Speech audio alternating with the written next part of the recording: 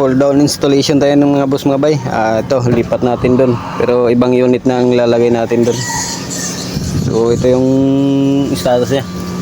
Yan, nag-yellow yan. Tapos yung karga niya, yun, medyo tumaas na. 30 lang yung kanina. So grabe yung area ng mga boss mga bay. Yan, puro tayo ng itik.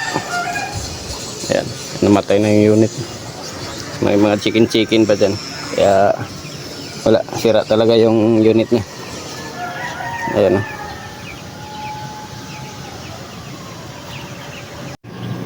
Yun, alanganin yung pisto.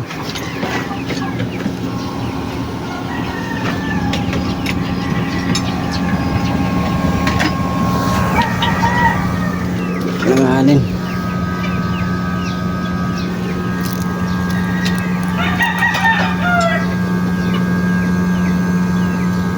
Sa loob yata yung breaker to. Ha? Sa loob yata yung breaker nito. Silipin mo nga kung nandun yung breaker. Tapos buksan mo lang yung bintana. Pwede mo akong sigawan doon.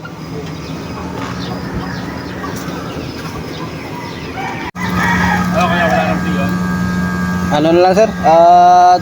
30 na lang yung laman. Ilan dapat yun? 120.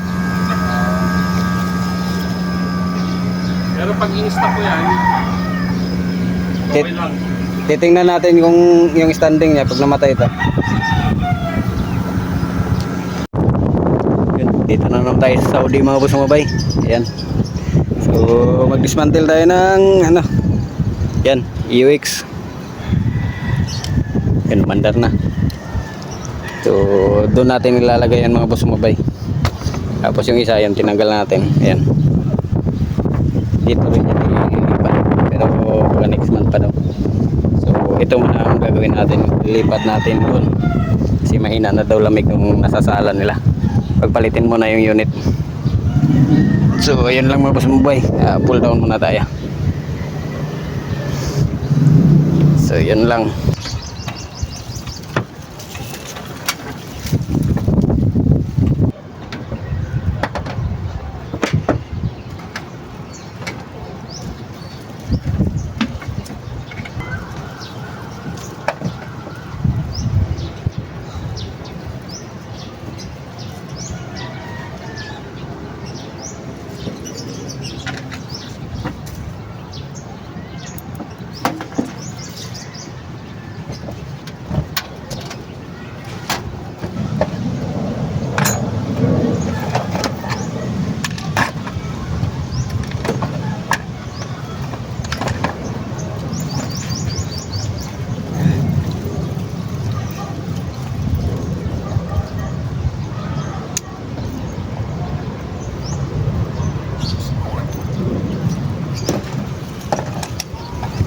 Yung init mga boss mabay. Ayan.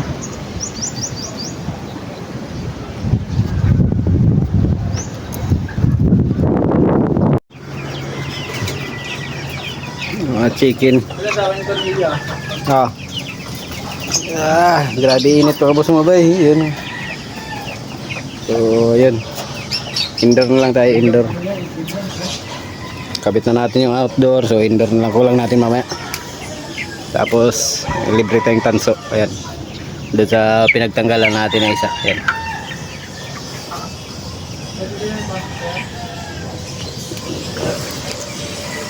Yun o.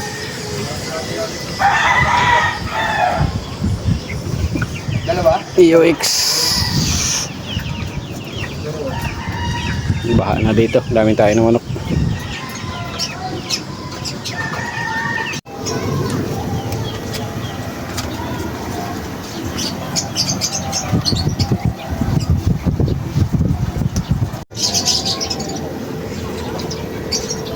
Gagawin mo dyan.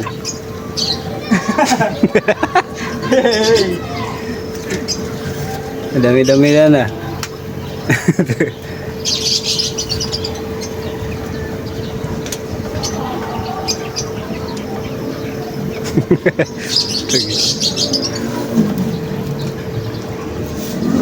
Two kilo.